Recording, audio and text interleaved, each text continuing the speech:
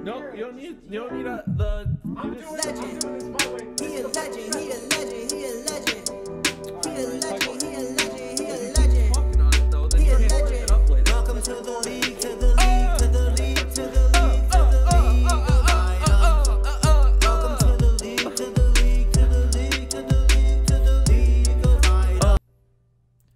Hey, what's up everybody? It's Michael with League of Items, and today I wanted to take a shot at the NA problem that people have been discussing recently.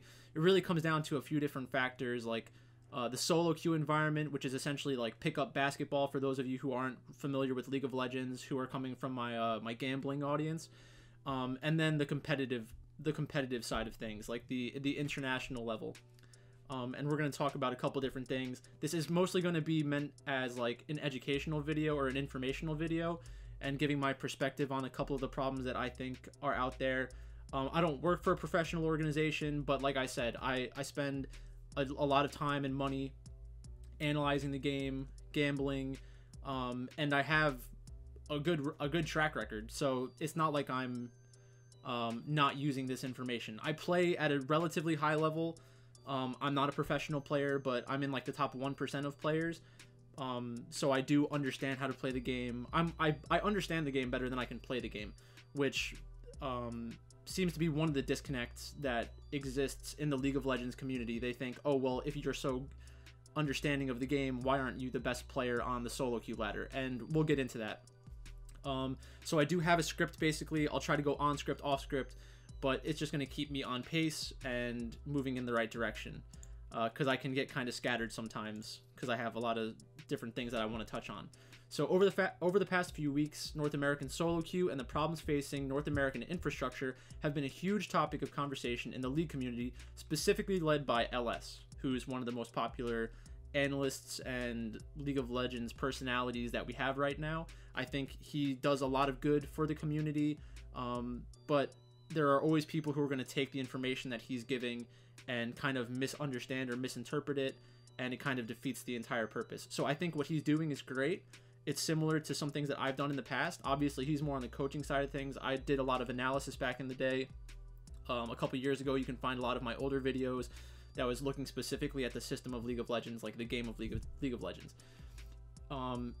In his conversation, but in LS's conversation with Hotshot GG, he even shows that he falls victim to the real problems that plague North America, because even though he is a very smart, well, very knowledgeable person, it's not, it doesn't mean that he's going to be able to fix a lot of these problems that he's identifying. And I think that it's a great thing that he wants to put together an academy for players and help them with a lot of different things.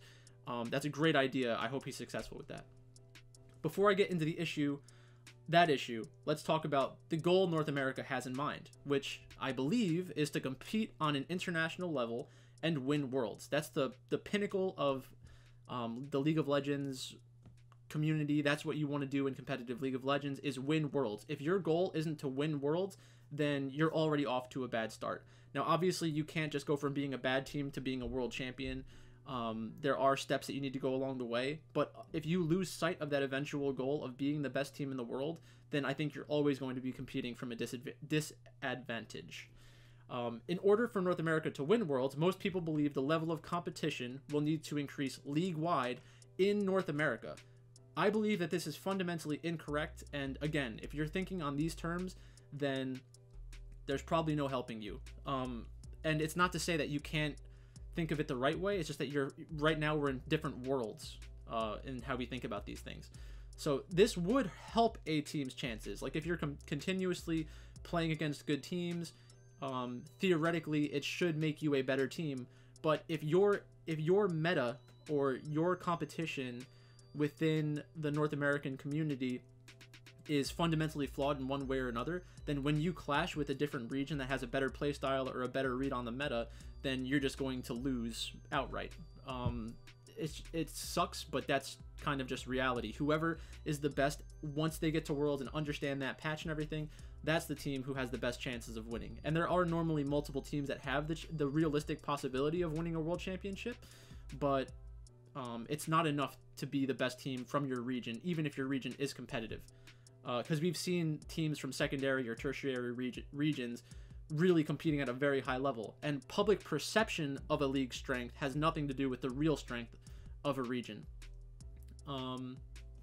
Okay, so like I said, this would certainly help a team's chances of winning Worlds, but it's unrealistic and allows teams to shake their fist at the sky, saying it's not our fault, nobody else can compete with us in our region, how are we supposed to get better if no one else in our region is good? If only we had better competition, we could be the best.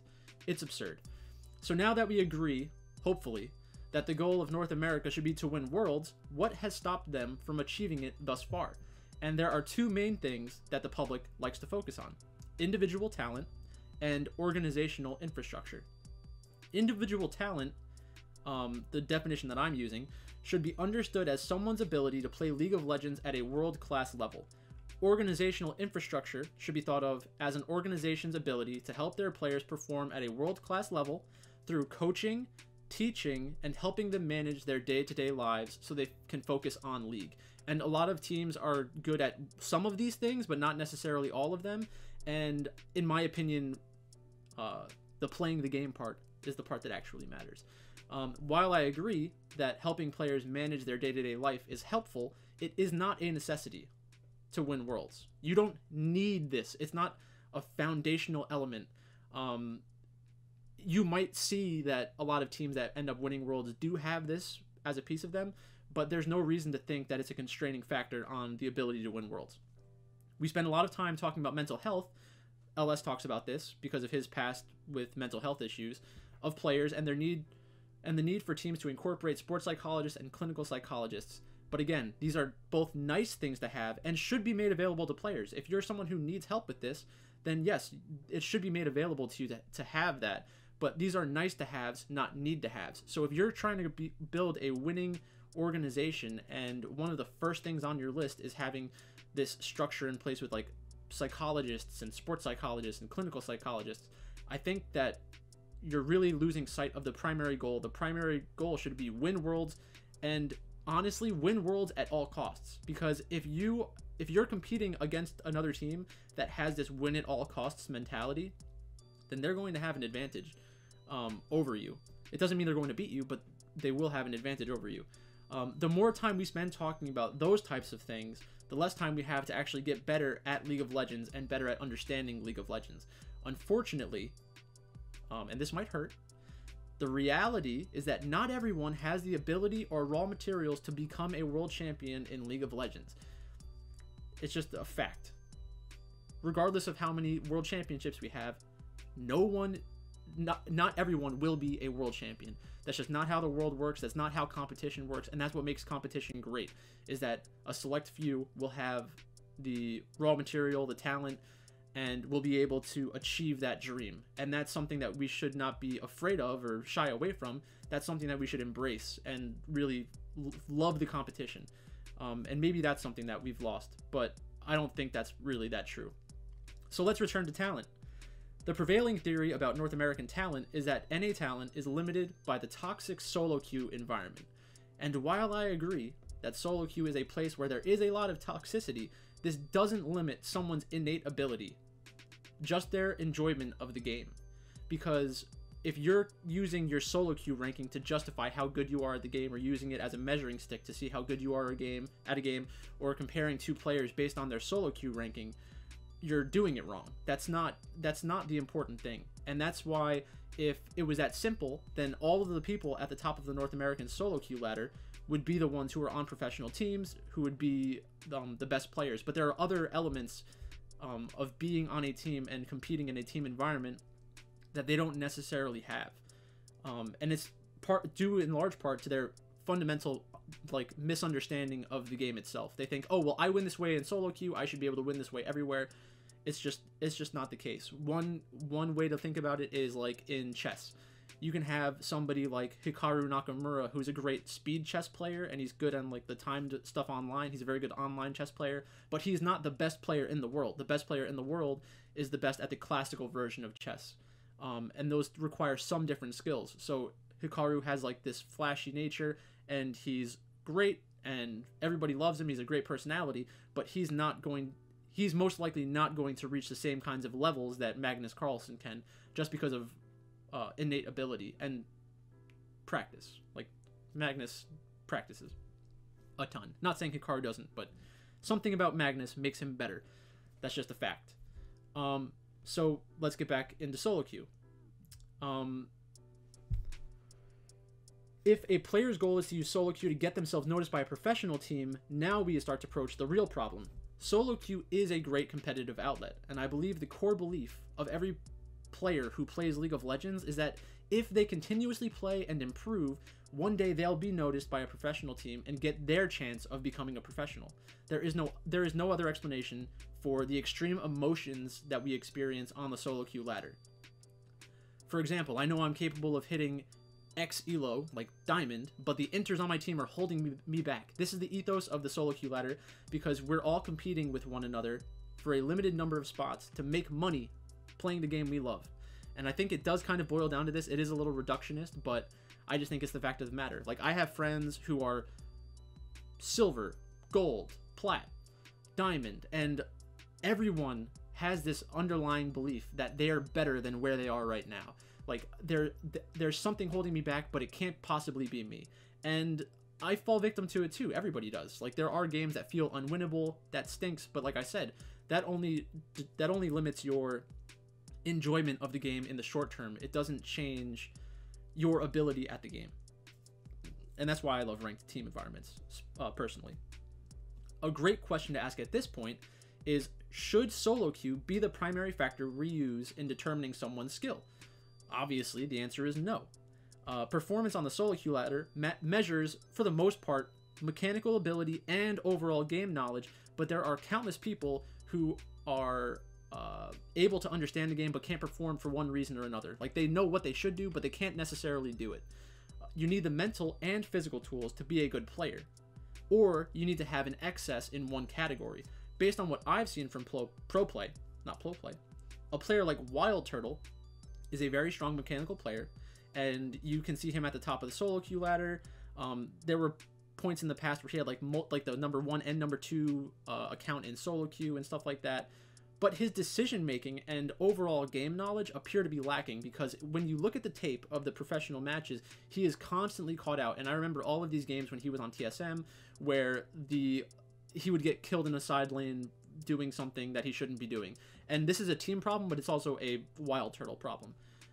So he is often a contributing factor to his team's losses. Lemon Nation, on the other hand, was a player who was able to survive on professional league teams even when he wasn't a mechanical genius, because his deep understanding of the game allowed him to project how a game is going to play out. And this allowed his team to anticipate the enemy team's decisions and exploit their weaknesses. Hai is another great player, but Lemon Nation is more of an extreme example of this.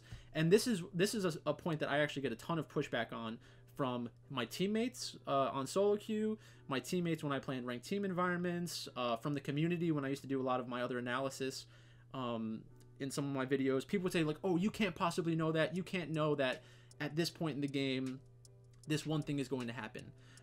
But you really can, because most games follow the same kind of script. And it should, because we're all playing the same game over and over again. There are kind of like storylines almost that these games follow. If you look at professional play, just think about the number of games in China we saw this year where at the 8-minute mark, one team rotated up to the Rift Herald and the other team stayed bot lane and tried to take the first tower. Like, these kinds of trades happen because the teams come to the conclusion that the trade is roughly 50-50, and, you know, if we give away the Rift Herald, we need to get this objective to justify making that trade. And you see it a ton. So it's not really a prediction, but it is likely that around the 8-minute mark, you're going to either have the first team fight or the first tower taken or the first Rift Herald, just these different things. So getting back into solo queue. So how else can we create opportunities for players to be found outside of solo queue and without their solo queue rank limiting their chances?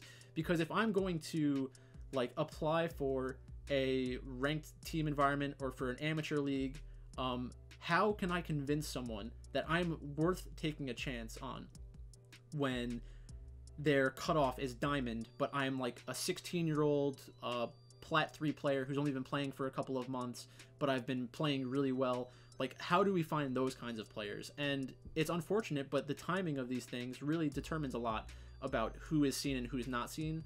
And it also comes down a lot to ping, and people aren't going to want to hear that. But back in the day, there used to be a huge issue because everybody in North America was playing a different game based on what kind of ping they had. So if you were on the West Coast and you were playing on 15 ping or 30 ping, and I was on the East Coast and I'm playing with 60 ping or 70 ping, how am I supposed to compete with that person? So we had this like fundamental disadvantage from day one, and there wasn't really anything Riot could do to prevent that. And I'm not saying that they should have done anything, but it is a different game. And even look at the mid-season cup that we're about to have. They're stabilizing the ping around 30 to 40 ping. That's like 2 to 3 times higher than what teams normally have on stage, and that's going to impact the level of play, just because it's a different game when you have that much ping. So back into solo queue, we will undoubtedly see over the next 10 years or so high school and university leagues becoming more popular. But even in that scenario, organizations, the professional teams, will need to have talent scouts going to these different teams or looking at these VODs and identifying which players they think are very strong. And unfortunately, this is the reality of the situation. A lot of talent scouts don't know what they're doing.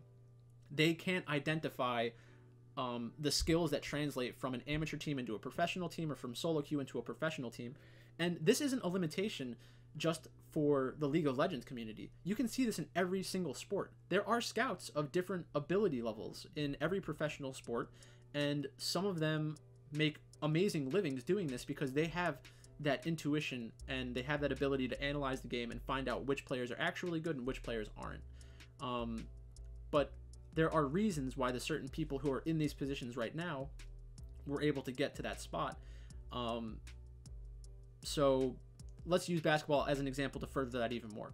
Basketball has youth leagues, high school teams, like the ABA leagues, college teams, and professional teams all around the world. So there's a huge player pool of people who play basketball. They have scouts around the world, and yet there are teams that consistently outperform the randomness of talent acquisition. So how is it that the San Antonio Spurs can field a competitive team year after year without high draft picks? It's the ability to identify talent and then play within a system. Greg Popovich is their coach, is one of the best coaches of any sport of all time. He made the transition from an amateur player to a coach because he wasn't good enough to play professionally, but loved the game and knew that his knowledge of the game would contribute to a professional team's chances of winning. So he did not play at a professional level. He played at a high level, but he was not a pro player. So if one of the requirements for the San Antonio Spurs assistant coaching job that he got was you needed to be a professional player or you needed to have professional experience, he would not have had a chance to get that opportunity. And he is one of the best coaches of all time. Just think about that for a second. This wasn't even in the formative years of basketball. This was like 50 to 60 years after basketball was created. Like 30 to 40 years after the NBA was created and the ABA merger happened and all these kinds of things.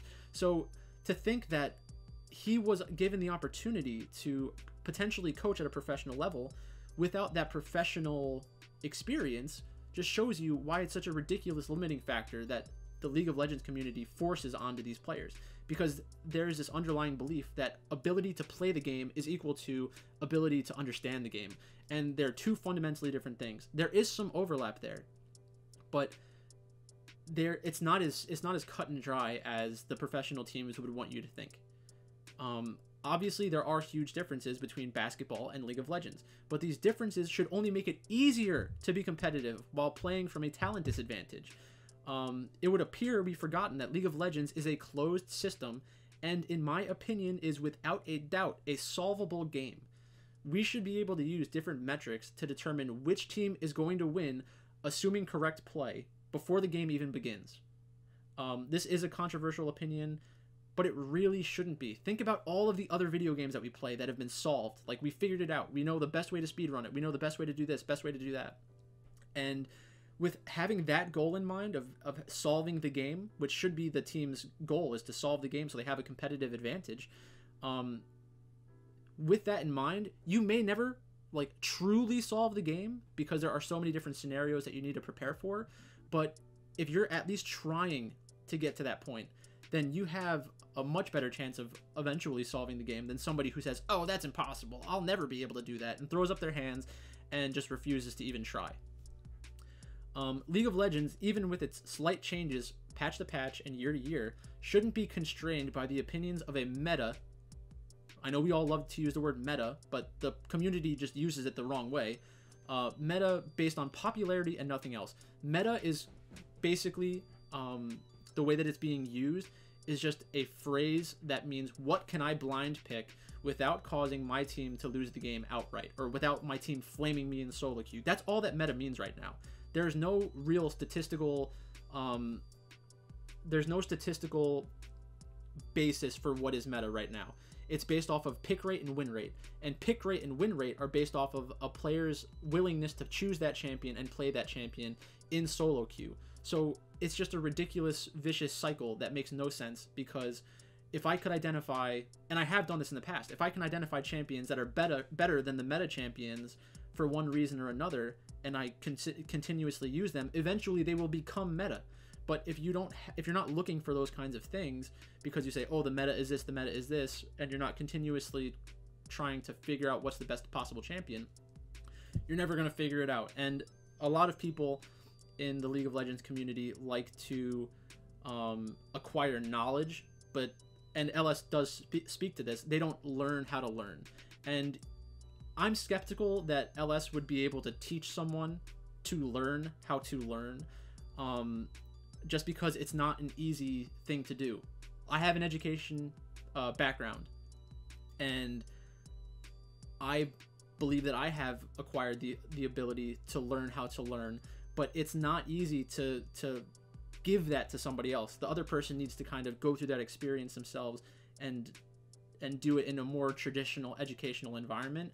And maybe that's probably not a requirement, but if you can bring that understanding of how to learn things by learning different games or something, maybe you can do something similar, but it hasn't been proven to be possible. I think that we want to think that everyone can learn at the same level, but it's not true. The mechanical ability threshold that people have in League of Legends is similar to the ability to learn that some people have. Some people just have a higher ability to learn than other people. Not everyone is as smart as each other. It's just a fact. Maybe that's controversial. It shouldn't be. It's just reality. If a team is serious about being the best team in the world, they would need to restructure their understanding of League of Legends and attempt to solve the game. This doesn't mean that they will be successful immediately, but at least they will have a true starting point that they can build on in the future, and kind of adapt as patches come and new metrics come and new analytics come, because that's really what you're trying to do. You're trying to take advantage of the collective wisdom of your experiences and of your past. But right now, the League of Legends community isn't even in a spot where they can compile wisdom, because of like fundamental disagreements about what's important for the game and what's not important for the game. And that's a very big problem. That can be seen in more than just League of Legends. It's not a problem specific to League of Legends, but it is a problem nonetheless. Now you may be asking, who can I hire that will help me figure out League of Legends? And most people in the community, in any community really, in any sport, would immediately say, the best available X players are obviously the best coaching options. Look how good they were at playing the game. They must have a deep understanding of the game. They must be so smart about the game. You couldn't be more wrong. Most of the best coaches in the world, in any sport, were not the best players. Instead, they were often average players who needed to use their intelligence to compete with the players who were more mechanically, physically gifted, which is why we see people like Greg Popovich, Phil Jackson, Steve Kerr. These guys transition into being good coaches because they didn't have all of the physical tools that other players had, or yeah, they needed to compensate for their ability with their understanding. So they needed to be able to anticipate what the other team is going to do, communicate things to their teammates to help them play at a higher level, and kind of take the burden of thinking off of other players. Furthermore, the League of Legends community expects the professional scene to magically arrive at the matured state of NFL and NBA franchises, when in reality, most of these organizations are poorly run. It's a fact. And people hate it when I say stuff like that. But if you look at the teams that are continuously successful and the teams who are continuously bad, how else do you explain that? After all, the competition extends past the playing field, and often the teams who prepare better, understand the game better, and identify talent better are the ones who achieve sustainable success. That's why the Patriots have been good for 20 years, and other teams have been bad for 20 years. It's just a fact of life. It's sad and it's frustrating for players and fans, but it's just reality, in my opinion. So the next thing I want to do is just kind of dive into some of the problems that are holding back the North American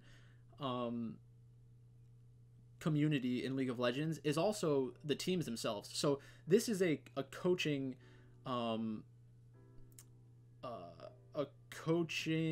they're trying to find a coach, right? And this is what they are looking for in a coach. So 1, you need to be able to hold players accountable to practice expectations. This just means take the game serious. Everyone is spending their time trying to achieve the common goal of winning at all levels.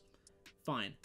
That shouldn't be an issue for most coaches. Some coaches will do this at a better level than other coaches, but I mean, how do you even test that over a long period of time before you get them as your coach? Like, it's just kind of something that they wanted to put onto the requirement list.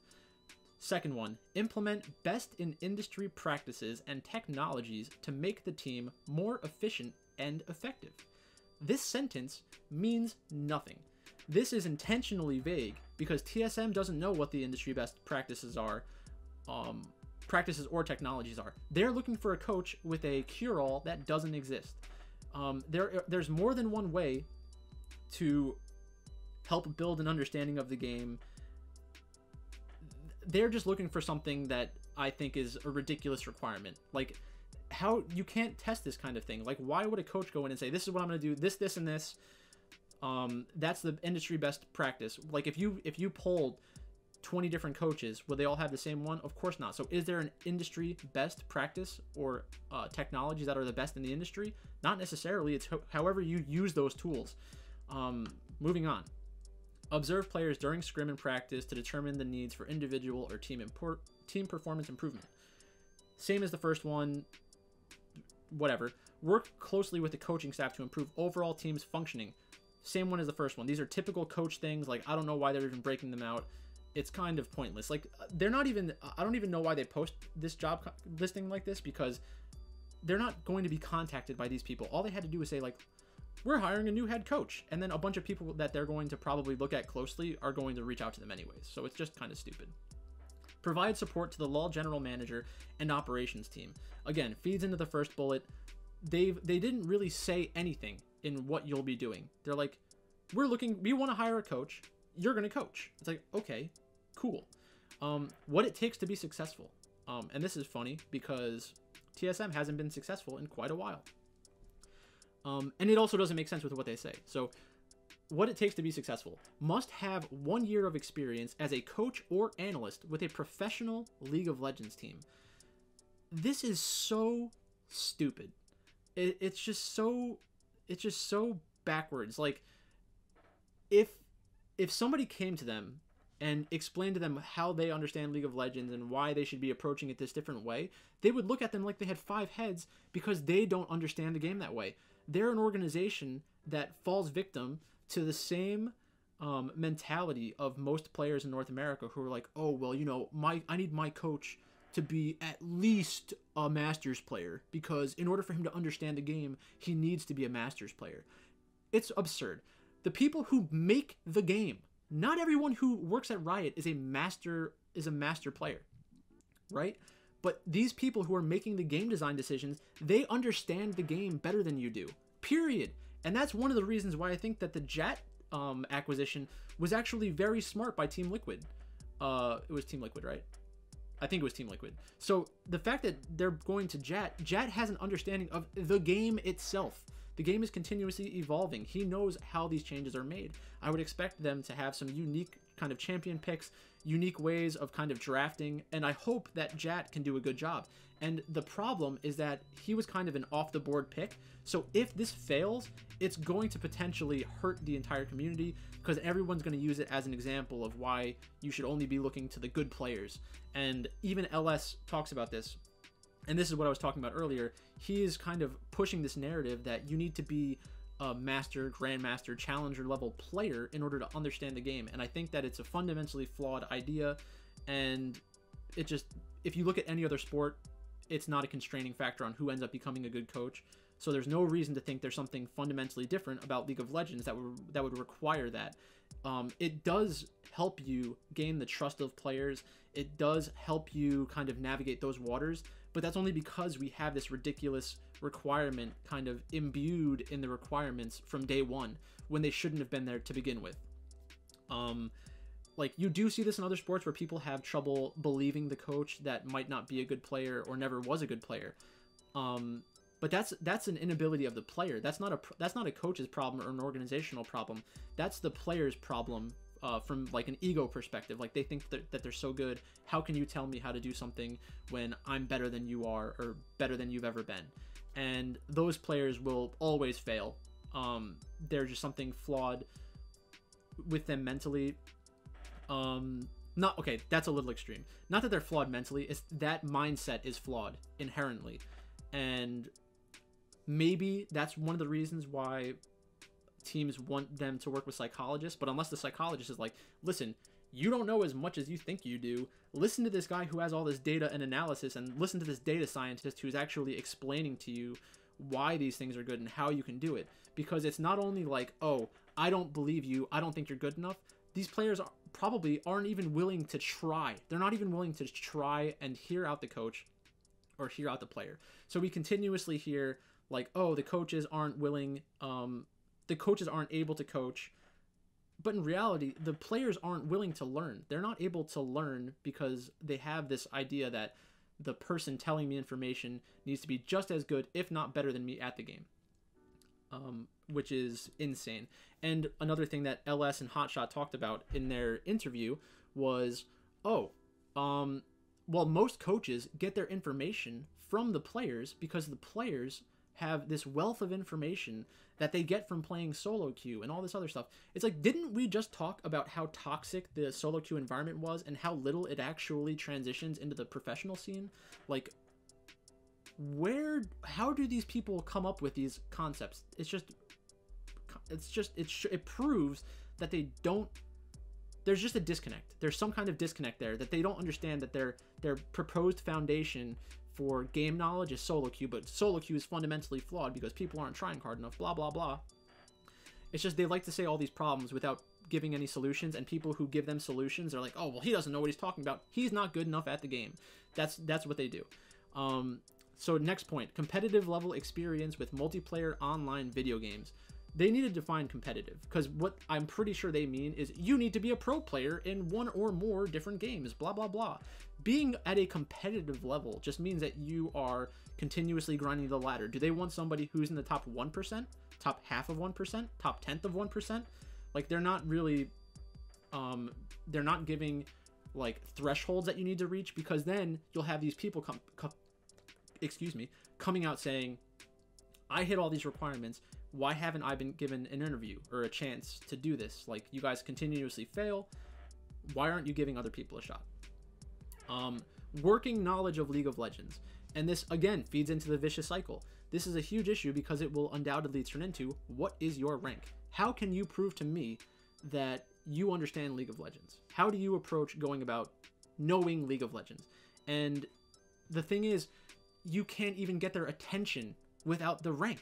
Like, it's the same thing. And I know that there are people, and we can talk about people like Weldon, who somehow got his way into the esports community because like the sports psychology angle, and then they ended up liking him so much because I'm sure he's like a nice guy and great to talk to, and he kind of transitioned that into working as a coach. Like, I don't know exactly how it happened. I don't know his entire life story, but those are kind of more of the people we need to see, but probably with more League of Legends knowledge. Because when he got his start, I don't think that he was a very high level. I don't think he had a very high level understanding of League of Legends. I could be wrong about that, but that's just what I think I remember from that time. Next, excellent organization and communication skills. They don't care about this. They don't care. And putting excellent organization and communication skills on this is just a lie. They don't care about this. If you told them, I was a professional player on this team, I played for 3 to 4 years, they're willing to give you the benefit of the doubt. If you show up to that interview and kind of just sound like you know what you're talking about, they're going to give you a shot. They're just going to do it. Then they say, and just let me check to see, yes, strong thinning and problem solving abilities. They spelled it wrong. Not a huge issue. It's a grammatical error, whatever. Not a huge deal. Just somebody missed it along the way. But you're asking for people to be great and to be the best that you can be. Maybe check your work. I would say that's a lack of organization, because someone within your organization should have been able to see that. And then lastly, proficient in online platforms such as Google Docs and Sheets. What?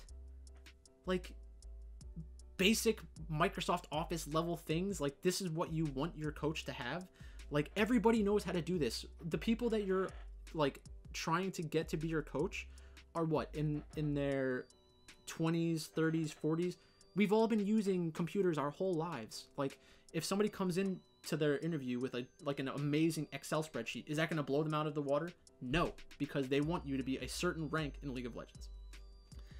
Beating a dead horse now. So that's my problems with, like, the TSM job posting, and, like, they say all these things that don't mean anything, and then they're intentionally vague in a lot of areas, and they will most likely recycle somebody from somewhere else. So before I go on to solo queue, organizations, this is my recommendation. Stop looking professional coaching experience. The coach recycling problem only leads to bad coaches getting multiple opportunities because they have experience and none of the other required skills. If you have experience, then all of the other things are just implied or assumed. So it's just ridiculous. Start looking for people who understand League of Legends as a closed system, which it is, who will help you break down the game to its core, allowing the team to build strategies that fit their players, or build a system that will reduce the talent needed to compete at a high level. So there's more than one way to go about it. You can either hope that you get the best players and build your system around them. That's one way to do it. Or you can build a system that reduces the need for extremely great talent, like the Spurs or the Patriots. And then let's just get into solo queue, because I did spend a little bit of time thinking about the solo queue changes that I think would probably help, and LS talks down on this, but I think we just have a different opinion on what the core of solo queue really is. So solo queue, in my opinion, players should be given the option to queue up as one position. Now, I agree with LS. Playing multiple positions helps you understand the game better. I do it. I know how to play every position in League of Legends at different levels because of mechanical ability. Like, all of my positions are better than me being an AD carry. But I can be an AD carry. It's just I'm not necessarily going to be able to carry the game out of AD carry. So maybe I can't AD carry. So players should be allowed to only queue up as one position if they desire, and they should be able to refuse to play games out of their desired position. The only penalty will be that their queue times are longer. But I'm positive, I am 100% positive, that if this became an option, a majority of players who are interested in climbing the ladder would sacrifice longer queue times for higher quality games. And there's no reason to think that this isn't the case. I know that Dom spoke about it, saying, I had some games that took like an hour or 2 hours to get a queue. And that sucks, obviously, but part of the reason why players don't play as much solo queue is because of how bad it is. But this is one of the solutions to fix how bad it is. So if this is successful, it would increase the number of players playing at a hopefully high level. Second, allow players to eliminate potential teammates. If I play with someone And I know that I don't want to play with them ever again because they either bought their account or they're toxic or whatever. I should be able to eliminate them from my teammate pool. And this could increase longer queue times, but only for the players who choose to use this function. And all you have to do really is kind of utilize the chess system, where it like increases the amount of elo that you are allowed to choose teammates from, or like close it, and it'll change how much time it takes you to find a chess match online. It's a good way to go about it, because the people who don't care who their teammates are and just are going to carry the game anyways, they can leave it open and get fast queue times. People who are very specific about the kind of teammates they want to play with can narrow down that pool and feel more comfortable about their games and enjoy the game more because they don't need to worry about some toxic teammates. 3, eliminate the possibility of smurfing. Let's just get something back on the screen. So this is just highlights from, this is just the replay of the finals in Korea. Great series, T1 is awesome, yada yada yada. 3, eliminate the possibility of smurfing. At the core, we should ask, why does anyone smurf? And I believe it leads back to the idea that most players hit a cap on one account and believe that they're better than their rank, and that being unlucky has them stuck in a certain elo, because once your matchmaking, once your fast acceleration of climbing kind of stalls out, it's tough to get that kicked up again. Now, like, I've done it where like I hit a plateau and then I learned things and then like shot up again. Like I actually did that the past couple of days, but it doesn't happen often. And that's one of the reasons why people smurf. Or they say, oh, I want to be able to play with my friends. It's like, well, then play with your friends in normals. That's a separate issue. And then the next two are kind of two different options. First, bring back ranked teams. Ranked teams were eliminated at the worst possible time. Now that we have a professional scene that has proven to be an economic success, both the players and the audience want more competitive matches, because hopefully competitive matches will lead to better international performance, whatever. Bringing back ranked teams will not only reduce the stress caused by solo queue, but help players learn the skills that they need in order to perform at a high level on a team. Because, like I said, being a high level solo queue player doesn't mean you have the necessary team skills that you need to have to be a good teammate and be a good player on a professional team. Or another potential solution is to incorporate a 1v1 ladder and eliminate solo queue altogether. So why would you do this? Well, if ranked and flex teams if ranked flex / teams were the only thing available, players would have the chance to queue up on their own or with their teammates in order to prove that team play can be individual talent. The existence of a 1v1 ladder would allow mechanical players to prove to pro teams that they have the ability as long as they learn how to function within a team. Both sets of players should have the opportunity to show how good they are in what is essentially our equivalent to pickup games in basketball. So if you go to a basketball court when coronavirus is over, and there are 20 people there, some people are going to come as a group of 5 and only play when all 5 of them can play. Some people are going to be a duo. Some people are going to be a trio. Some people just came on their own. And they'll all eventually be able to play a game of basketball. But the way that they go about winning is going to be fundamentally different. The team of 5 people, even if they don't have the best players, their familiarity with each other and like the different kinds of strategies they can use because of their ability to communicate with one another, that is going to help them compete with 5 individuals who may be a little bit better than them. But at least it would be competitive. And the last idea that I have, which I haven't really put much thought into, is that once you hit a certain level in solo queue, if Riot really wants players at a high level to continuously play the game, you need to start paying the players. And you might say, Michael, why would you pay these players? How would you pay these players? That doesn't make any sense. Of course it makes sense. And it's simple. You need to create a way for Riot Games to have a continuous stream of one game at a time where these players are very highly skilled and they're being paid. And if you're being paid and you troll a game, then you're kicked out. It's that simple. So all they have to do is like have a stream, have a stream saying like Riot Games, League of Legends, the queue or something like that, where there's like a select group of players who unfortunately will be like high level challenger players or masters players or players from these other teams, like all these professional teams that effectively turn into in-houses. But if you did this and you paid all these players, they would be incentivized monetarily to perform at a high level and not troll games. This would let them get better, hopefully.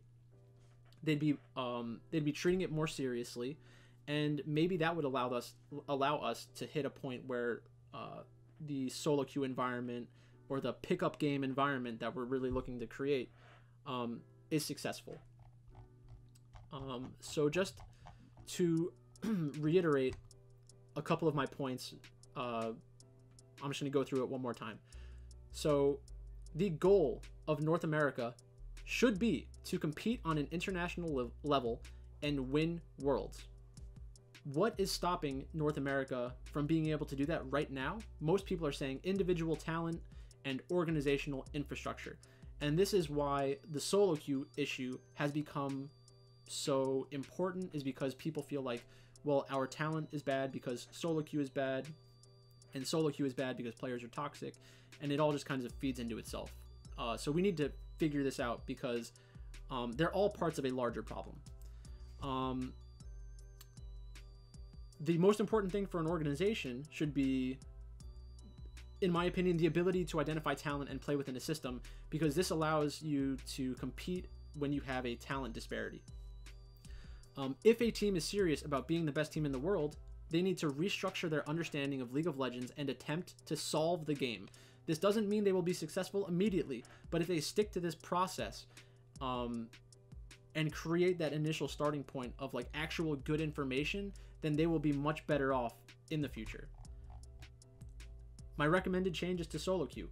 Players should be able to only queue up as one position, allow players to eliminate potential teammates, eliminate the possibility of smurfing, bring back ranked teams, or add a 1v1 ladder and eliminate solo queue altogether. Just have it as ranked teams, ranked flex, solo queue, all as one queue. Organizations, stop looking for professional coaching experience. It's just wrong. The coach recycling problem leads to bad coaches, blah, blah, blah. Start looking for people who can help you understand the game as a closed system. And then important qualities for a coach. Demonstrated ability to adapt to different environments in video games and other industries. Obviously, you need a working knowledge of League of Legends, but if you have a data scientist and you have a coach who at least understands the game on a deep level, their mechanical ability shouldn't come into play. One of the main things that I would look for in a coach is for a person who knows what they know and knows what they don't know.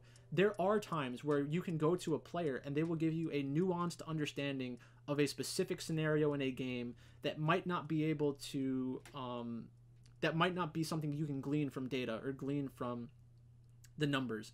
So there is a very important aspect of player intuition, but players need to be more workable and more open to learning. Coaches should be able to facilitate communication between players.